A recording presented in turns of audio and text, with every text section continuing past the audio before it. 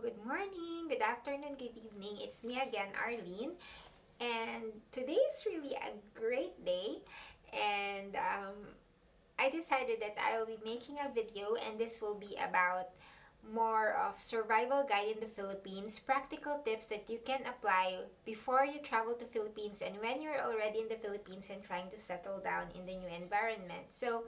Um, if you have questions, you can always comment down below, and please don't forget to like and subscribe. And I'll share as much tips as I know on how you can make your stay in the Philippines as smooth and easy as possible. So before coming to the Philippines, the first thing that you have to do, of course, is to try to exchange some of your currency to Philippine currency. So the first thing you have to note is don't try to do it over the weekend, because normally you're not gonna get the fair or the accurate exchange rate if you do it on a weekend. So always do it on the weekdays, and the best day of the weekday is on salary day, because on salary day you have like more than 10 million Filipinos sending money to the Philippines, and so the exchange rate, peso is weak and your currency is high, so you get more peso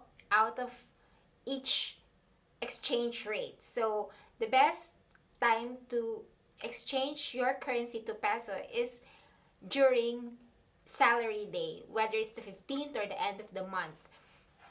So the next thing that you have to do is, of course, you're gonna book your flight to Philippines. Make sure you have your visa, and you're gonna get a ticket to the Philippines. So when you're trying to book any ticket, just make sure that you disable the cookies, because the cookies detects your identity, your IP location, and everything, and they know that you're trying to book a ticket. And every time you refresh and go back to the same site, they know that it's you, and they make the price higher so as to make you buy the ticket. So disable the cookies so they can't detect that you are actually logging in to the site several times to check the price, and they're giving you a higher price each time to make you buy. So the best thing to do is disable the cookies, or if you want, you can actually get a browser called DuckDuckGo. It's DuckDuckGo, and it will automatically be a browser that disables all your cookie history on all sites you visit.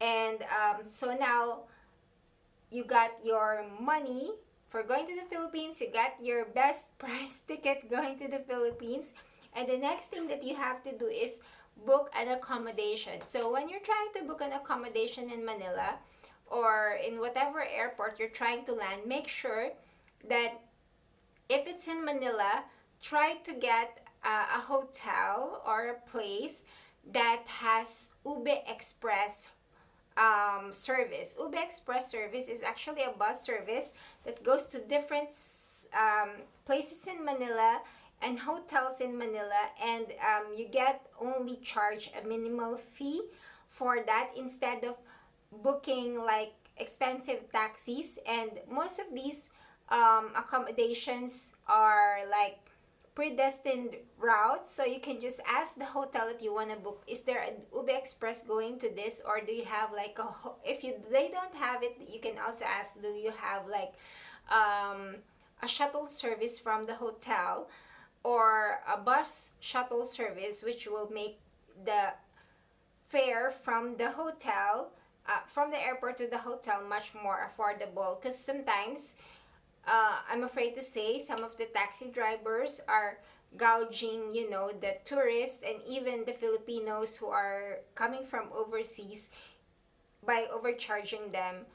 And that's, I know it's quite unfortunate to say it, because it's like they're welcoming you by price gouging you, but it happens. So if you can find a hotel that has Ube Express service, or if you can find a hotel that has a shuttle service, then that's I think that's the better way.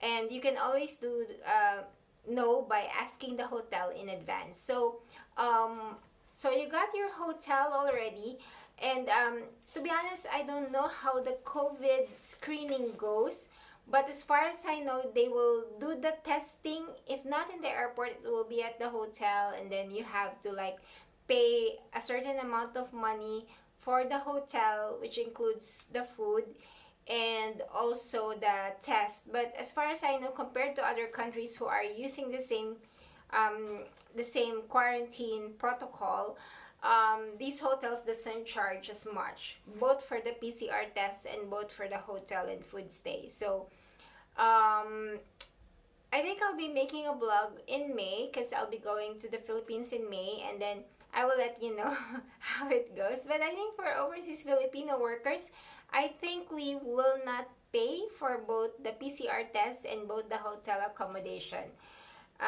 The government will be subsidizing it for the overseas Filipino workers. But I think for foreigners and non-Filipinos, or yeah, then you will have to pay like the standard amount. And having said that, they made a ruling now just today, like a few hours ago, that if you're coming from one local province to another, you don't have to do the quarantine anymore unless you have symptoms. So that's throughout the whole of Philippines. So once you reach Philippines, traveling from one place to another doesn't require quarantining anymore. And I haven't read the official statement from Malacanang, which is like the White House, but it's all over the news. It's the biggest headline, and it's such a boon for local tourism. And we're opening up. Definitely, Philippines is opening up both to business and like business as usual, tourism as usual, and this is really really great. That's why I'm in such a good mood today because I feel like we're going back to normal finally. Finally. And then um, when planning your when you're planning your holiday to Philippines, I think the site that I prefer is really booking.com because they have the price match guarantee, and I've used it several times. And there was one time that I know that I emailed them because when I checked the site of the hotel that I booked in, it's cheaper there, and then they apologized and then they refunded me the extra because they have the price match guarantee. So I really prefer booking.com. Um, Also, you can use Airbnb, but what I notice about Airbnb is sometimes they charge higher than the well, if they're not listed in booking.com and they're in Airbnb, then you'll probably use Airbnb. But what I noticed with Airbnb is they, in some instances, in a lot of instances, they charge a premium over what the, say, the hotel or the local host normally charge. So once you know the name of the accommodation or the hotel or the boutique hotel from Airbnb, contact the hotel itself and book directly with the hotel because you'll probably most probably get a better rate than booking with with Airbnb itself. So you can just use Airbnb as a filter, but once you got to know the name of the hotel, then you book directly with the hotel and save a few hundreds of pesos, I believe. So that's what you can do. And if you're traveling from one place to another and you have to fly by airplane, um, there there's a good chance that you can find a better deal from local travel agencies.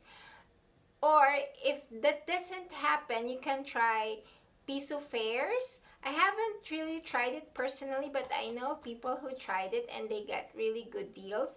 Um, it's like a flash sale of tickets within, ticket travels within the Philippines and within like the neighbors of Philippines, like Hong Kong, Malaysia, Southeast Asia countries like that.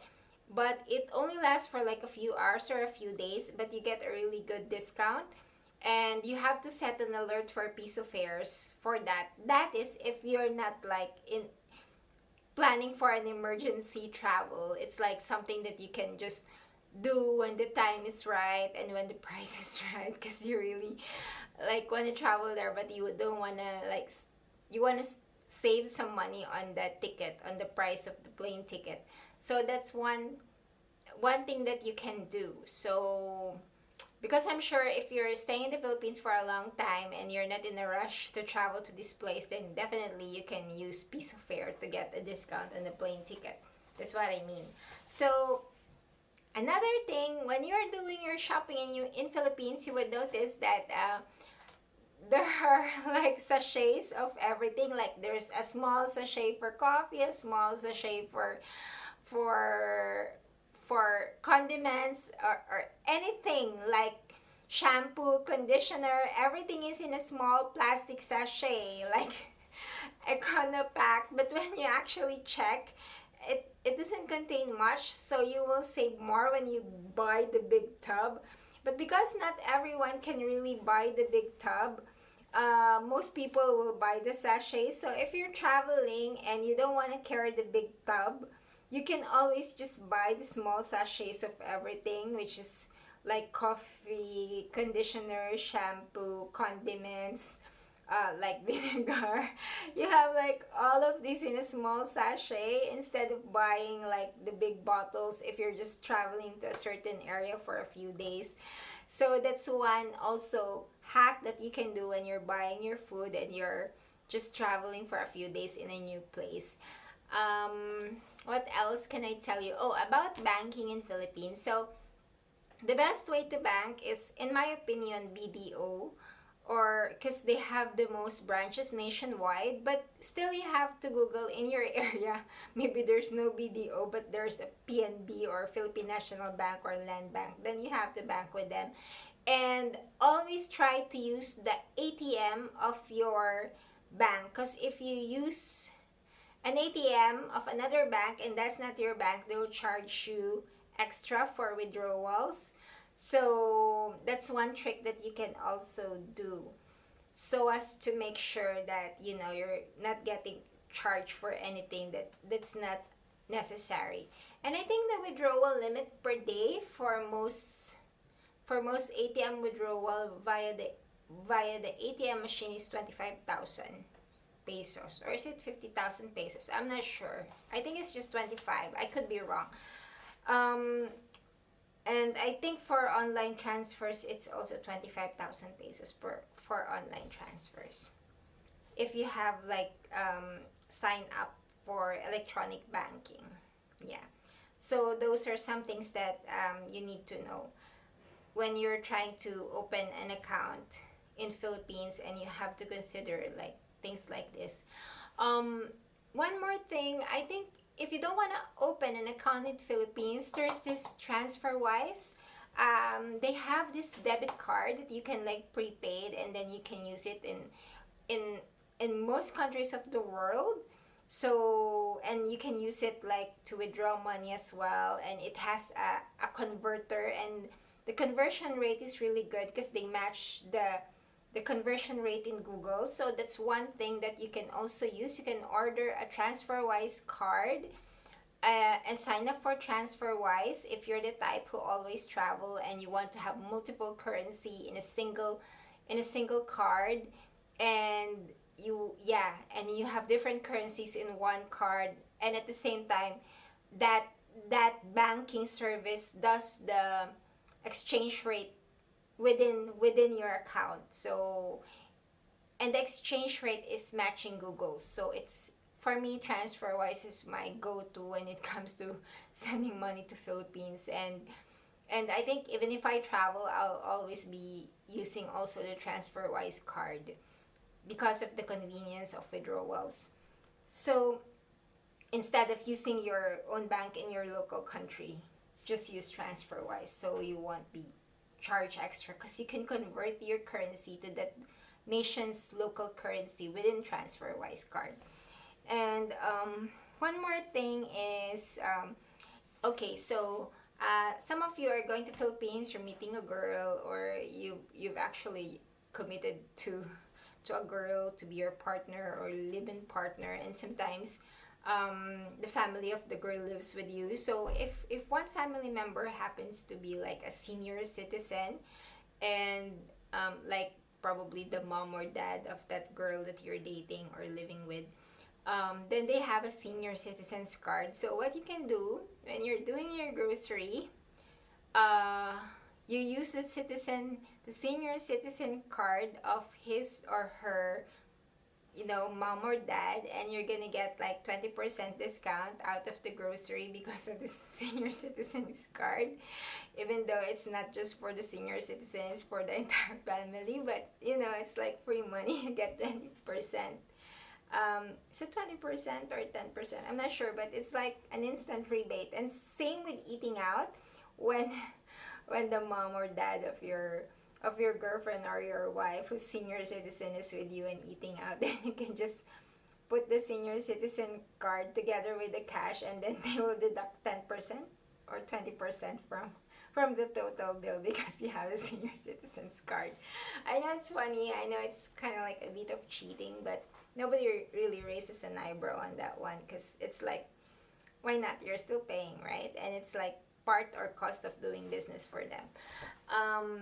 So that's one trick that you can do. And then another trick is, when you're buying your appliances, I really prefer Abenson, because one, they do free delivery and free installation, and the brands that they carry have warranty cards. So you just have to choose like the brand or the appliances brand that carries a good warranty, like length of warranty, like 5 years or whatever. And also ask the sales lady or the sales guy, is it easy to find a replacement for this? Because yeah, maybe sure it's Whirlpool or whatever, but you're not sure if they stock the replacement for the parts. So I mean, I don't know, but I'm sure the sales guy will know if this brand has the reputation for having like, for finding easy replacements in case a part of the machine or the TV or the washing machine or the toaster, whatever, gets broken. Then you will know that the repair service is not gonna be compromised because they don't have the parts, right? Which is like a common problem, especially if the brand isn't local. So that's one thing. And for furnitures, in my opinion, it's really cheaper to buy outside of the mall. So you will find local shops and local furniture shops that's not in the mall, and they will give you a better price than the price in the mall when buying your furniture. So unless you will find like small shops or department store, especially if they're on clearance sale, where you can really get a good price on the appliances. But for the most part, uh, the ones in the mall and in the shops are more expensive than the local artisans or the local craftsmen in the area. So it's better to buy from the local manufacturers, which doesn't display their items in the mall. So that's my personal experience. Or what you can do, but I haven't tried this personally, is you can go to Facebook Marketplace, and then type your area, and then if you're just looking for something that's just for a few months, because you're just and honestly, there are like good furniture pieces that they're selling there, um, mostly from overseas Filipino workers who are like leaving the country again to work overseas again, and they've got some stuff that they want to get rid of because they want to migrate outside of the Philippines. And most of these stuff are like well taken care of, and if they live near you and you've got like a way to get, like you got a big van to move the furniture, then why not, rather than buying a brand new. And most of these items anyway in Facebook Marketplace, a lot of them are like brand new essentially. So why not, right? Because if you go to the city, the price of the furniture is really quite costly, to be honest. um, and one more trick that I can tell you, for example, you've got some neighbors, right? And you just need a few pieces of, let's say, calamansi or the small citrus fruit that we use for our sauce, or you just need a few pieces of small, what do you call that? Bell pepper, green or red bell pepper.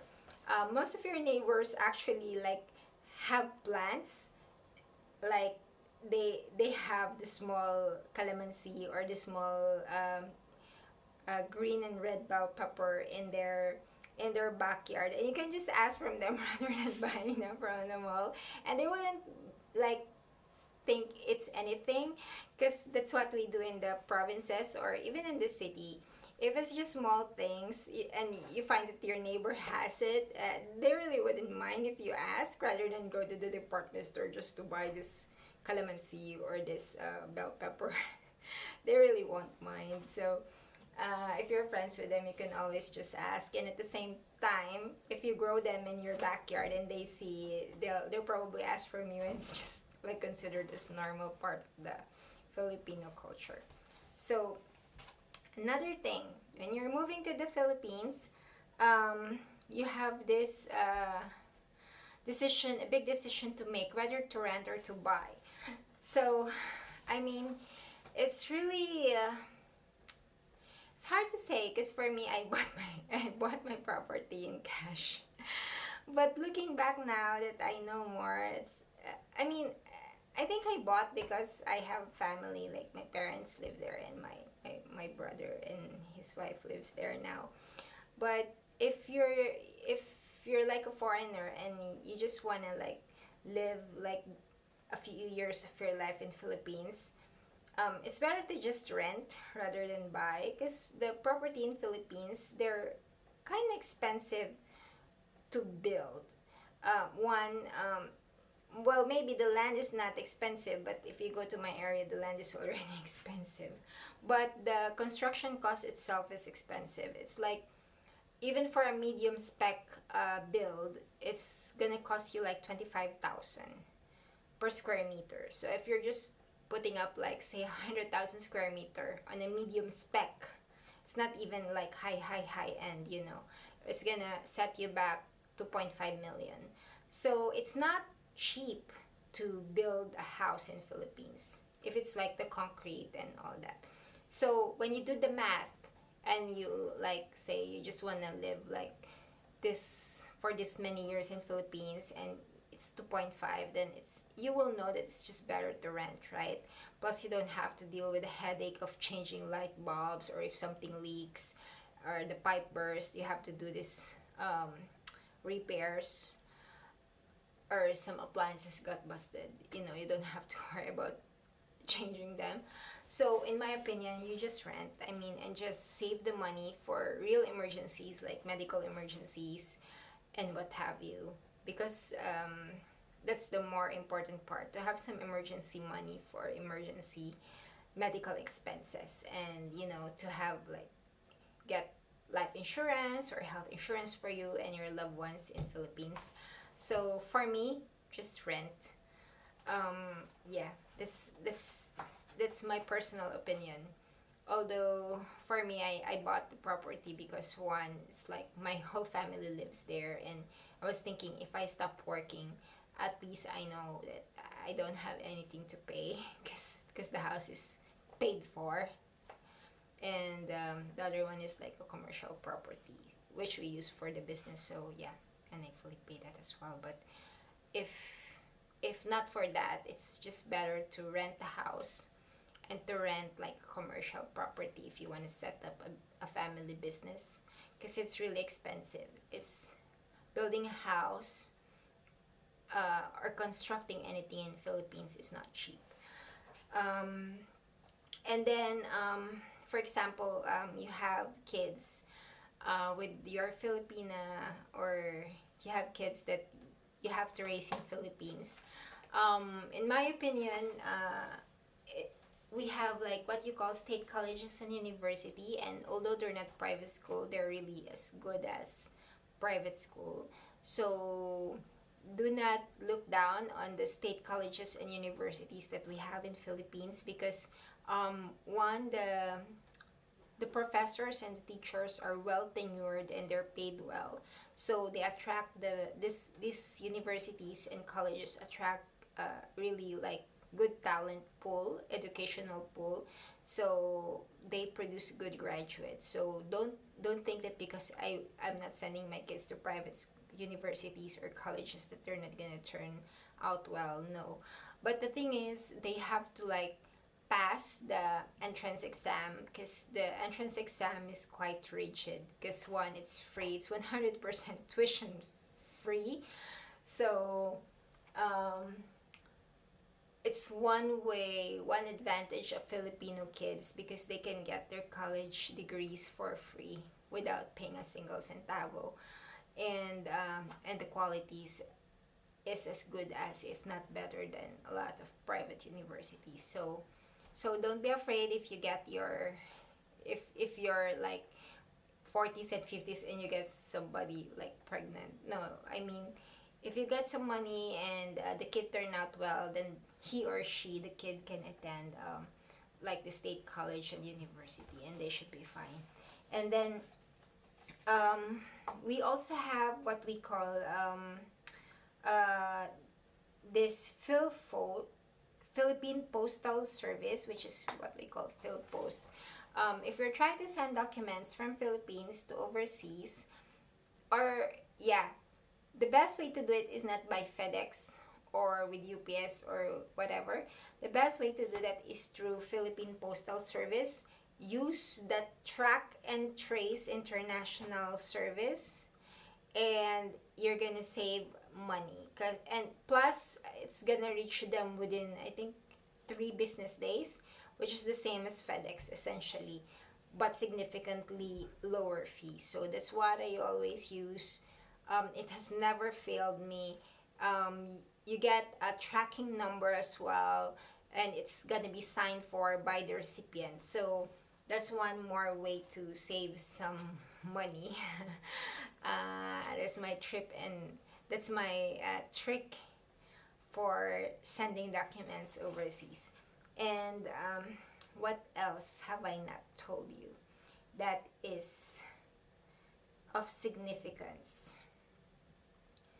So yeah, buying stuff. So generally, it's better to buy stuff which in public markets, or in wet markets as we call it, rather than buy them in the mall.